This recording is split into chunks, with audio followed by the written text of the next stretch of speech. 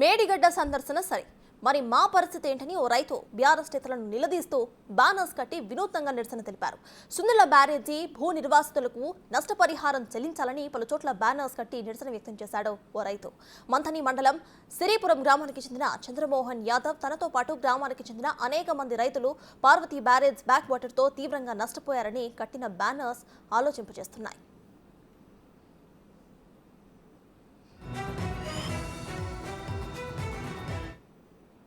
Project నిర్మాణానికి భూములు ఇచ్చిన తమపై పోలీసులతో చిత్రహింసలు పెట్టించి కేసులు పెట్టారని చంద్రమోహన్ యాదవ్ ఆవేదన వ్యక్తం చేశారు.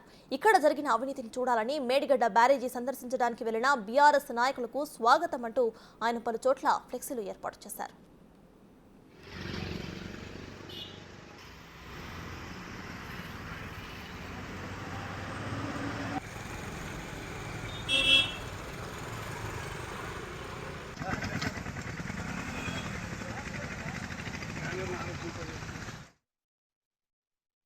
సందర్శన కొరకు వస్తున్న మీకు మా ప్రాంత సమస్యలు చెప్తాము.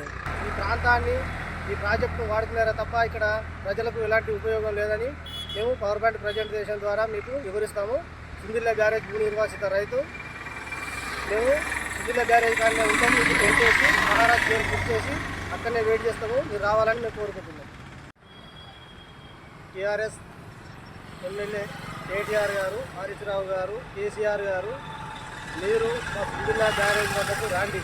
ఇదే మా ఆహ్వానం. మీరు కట్టిన కాళేశ్వరం ప్రాజెక్టు ద్వారా మా ప్రాంతము ఎంత ముప్పులకు గురవుతుంది. భూసేకరణలో మాకు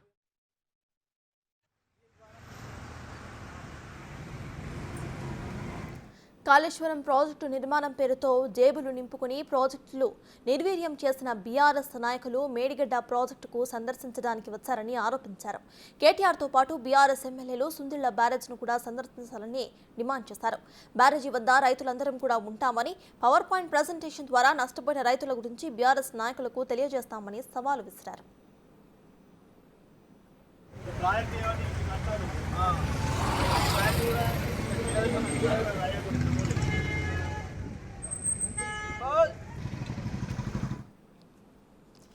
రైతు బీఆర్ఎస్ నేతలను నిలదీస్తూ బ్యానర్స్ కట్టడం ఇప్పుడు మొత్తం కూడా మనం చూస్తున్నాము. ప్రెసెంట్ ఇదే విషయంపై పూర్తి డీటెయిల్స్ మా ప్రతినిధి శ్రీనివాస్ అందిస్తారు. శ్రీనివాస్, చెప్పండి. నిన్న మేడిగడ్డ సందర్శనకైతే బీఆర్ఎస్ పిలుపునిచ్చింది. కేవలం 2 పిల్లలు మాత్రమే కూలిపోయారన్నట్టు కూడా వాళ్ళు వెనకేసుకు రావడం మనం చూస్తున్నాం. అయితే ఇప్పుడు ఒక రైతు కంప్లీట్ గా మనం చూస్తే సంచలనంగా బ్యానర్స్ కూడా వేయడం జరిగింది, నష్టపోయామంటూ. సో దీన్ని ఎలా చూడొచ్చు అంటారు? ఎస్ సర్తాజ్, ప్రస్తుతం మనము మంథని నియోజకవర్గం లోపల ఉన్నటువంటి సుందిల ప్రాజెక్టు వద్ద ఉన్నాము. ఇటు బీఆర్ఎస్ నాయకులు మేడిగడ్డ, తర్వాత అన్నారము, సుందిల్ల 3 ప్రాజెక్టులు కూడా సందర్శనకు వస్తామని చెప్పి తెలపడంతో ఇక్కడ ఉన్నటువంటి రైతులు తమ ఏదైతే సుందిల్ల ప్రాజెక్టు వల్ల మేమందరం కూడా నష్టపోయాము అని చెప్పి నిన్నటి నుంచి కూడా బీఆర్ఎస్ నాయకులు వస్తే తమ బాధలు వివరిస్తారని చెప్పి సద్దులు కట్టుకొని కేసీఆర్కు మరీ ఒక స్పెషల్ వంటకం చేపించి తర్వాత సద్దులతో సహా వీళ్ళందరూ కూడా రైతులు నిన్నటి నుంచి ఎదురు చూస్తున్నటువంటి పరిస్థితి కనబడుతుంది.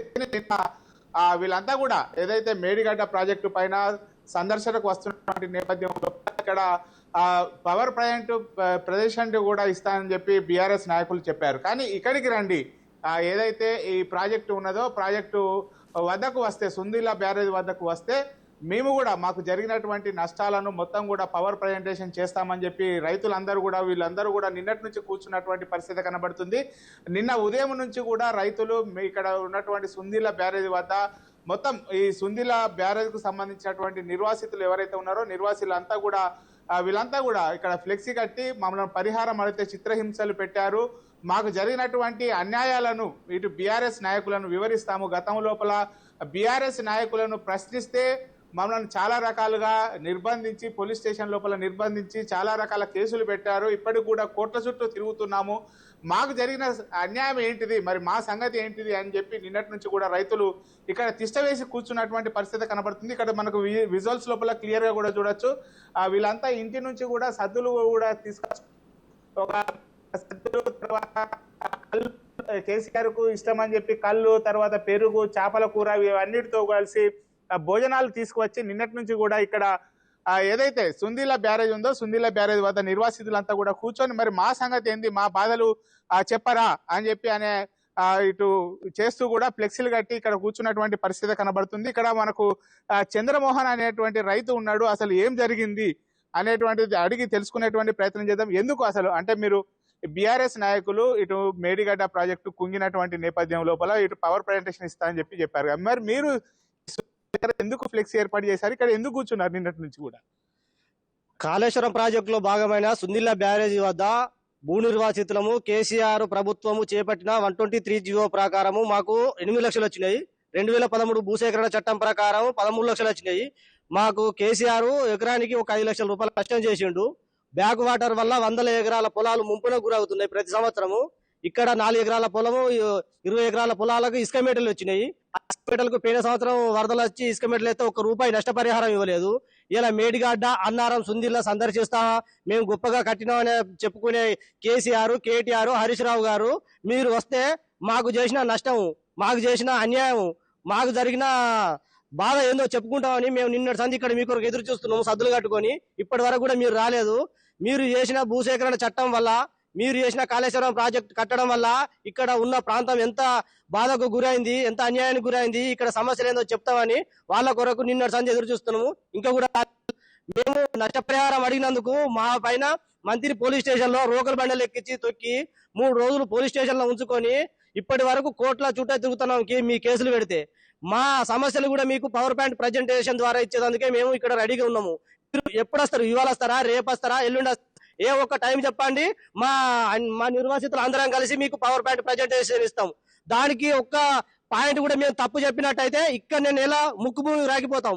మరి మీరు చేసిన అన్యాయానికి మీరు నిరూపించకపోతే మీరు ఏం చేస్తారో మాకు సమాధానం చెప్పాలి. మా కాళేశ్వరం ప్రాజెక్టు భూ నిర్వాసిత రైతులకు, బ్యాక్ వాటర్ వల్ల నష్టపోయిన రైతులకు మాకు సమాధానం చెప్పాలి. లేకపోయిన ఎడల మిమ్మల్ని ఎట్టి పరిస్థితుల్లో వదిలేదు లేదు. కేంద్ర ప్రభుత్వము ప్రధానమంత్రి మోడీ దగ్గరికి పోతాము. మీరు పార్లమెంట్ లో 2013 భూసేకరణ చట్టం ఉండగా 123 జీవోను 2013 భూసేకరణ చట్టంగా ఎట్లా మార్చారని నరేంద్ర మోడీ గారు కూడా అవుతాం ఈ సందర్భంగా చెప్తున్నాం. నరేంద్ర మోడీ గారు కూడా ఒక కమిటీ వేయాలి. కమిటీ వేసి ఇక్కడ నిర్వాసితులకు మీరు 2013 భూసేకరణ చట్టాన్ని 2016 భూసేకరణ చట్టంగా మార్చి మాకు ఎంత అన్యాయం చేశారో నరేంద్ర మోడీ గారు కూడా తెలవాలి. 2013 భూసేకరణ చట్టం లోపల ఏం చెప్తుంది? వీళ్ళు మార్చినటువంటి దాని లోపల ఏమున్నది? వీళ్ళు మార్చిన దాంట్లో ఏమున్నది? మేము కాన్సెంట్ కింద ఇచ్చిన పరిహారమే వీళ్ళకు ఫైనల్ అనేది వీళ్ళ చట్టంలో చేసి ఉన్నది. 2013 భూసేకరణ చట్టంలో ఏమున్నది? ఇక్కడ ఉన్న మార్కెట్ వాల్యూ ప్రకారము ఒక ఎకరానికి ఇక్కడ మార్కెట్ వాల్యూ ఒక 10 లక్షలు ఉంటే దానికి 3 అంతలు రెట్టింపు 30 లక్షలు చేసి ఇవ్వాలని 2013 చట్టంలో ఉంది. దాన్ని అసెంబ్లీలో కేసీఆర్ గారు తాడు బొంగురు లేని చట్టం అని అక్కడ ఎద్దేవా చేసినారు, హేళన చేసినారు.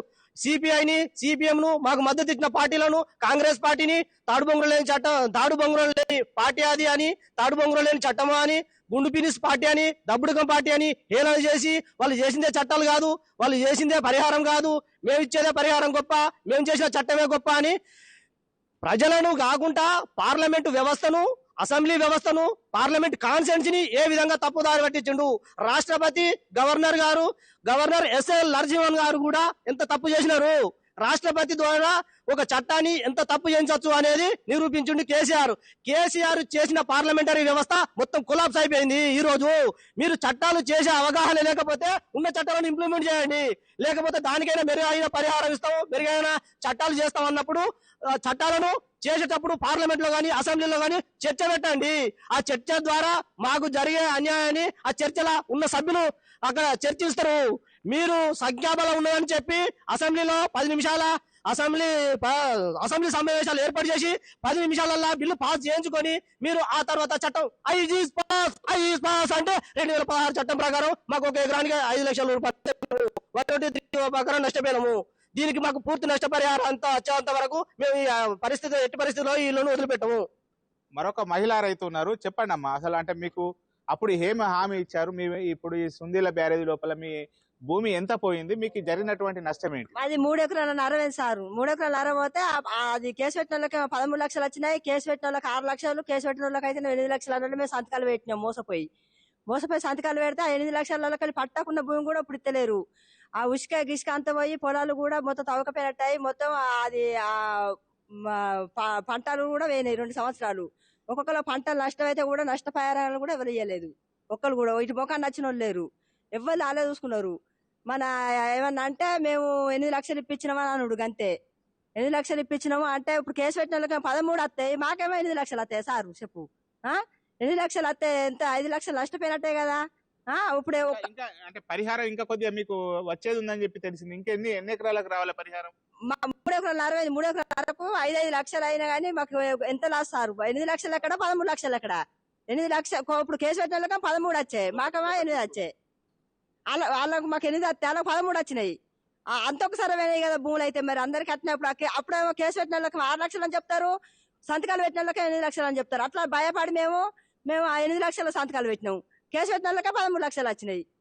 ఇప్పుడు ఎంత నష్టమైంది మాకు.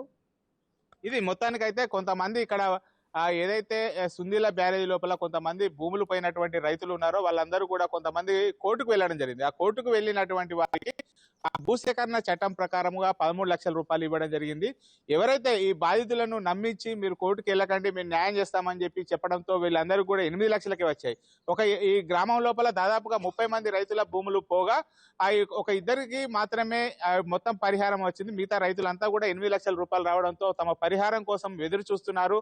నిన్న బీఆర్ఎస్ నాయకులు ఎవరైతే ఉన్నారో బీఆర్ఎస్ నాయకులు ఇక్కడికి వచ్చేటువంటి సందర్భం లోపల ఇక్కడికి వస్తే మా 30 మంది రైతుల యొక్క బాధలు కూడా తెలుస్తాయి అని చెప్పి వీళ్ళంతా కూడా నిన్నటి నుంచి కూడా ఎదురు చూస్తున్నారు. బీఆర్ఎస్ నాయకులు వస్తే మా బాధలు కూడా మేము పవర్ ప్రజెంటేషన్ ద్వారా మా బాధలు చెప్తాము, మేము మమ్మల్ని నమ్మించి నట్టేట ముంచింది, ఈ పరిహారం కోసం అడిగితే మా పైన కేసులు పెట్టారు, ఇప్పటి వరకు కూడా కోర్టు చుట్టూ తిరగలేక ఇబ్బందులు పడుతున్నామని చెప్పి ఇక్కడ సిరిపురం గ్రామానికి చెందినటువంటి రైతులు చెప్తున్నటువంటి పరిస్థితి కనబడ్డది. వీళ్ళంతా కూడా ఫ్లెక్సీ కట్టుకొని నిన్నటి నుంచి కూడా కేసీఆర్ కేటీఆర్ హరీష్ రావు వస్తే ఆ పవర్ ప్రజెంటేషన్ ద్వారా ఏదైతే సుందీల బ్యారేజ్ ద్వారా భూములు పోయాయో ఈ భూముల యొక్క బాధలు మొత్తం ఇసుక మేటలు వేస్తున్నాయి, మొత్తం కూడా మేము తీవ్రంగా నష్టపోతున్నామని చెప్పి వీళ్ళంతా కూడా ఇక్కడ నిన్నటి నుంచి కూడా ఎదురు చూస్తూ పడిగాపులు కాస్తున్నటువంటి పరిస్థితి కనబడుతుంది. ఇది ఇక్కడ ఉన్నటువంటి తాజా పరిస్థితి. Over to studio. Right, thank you Srinivas.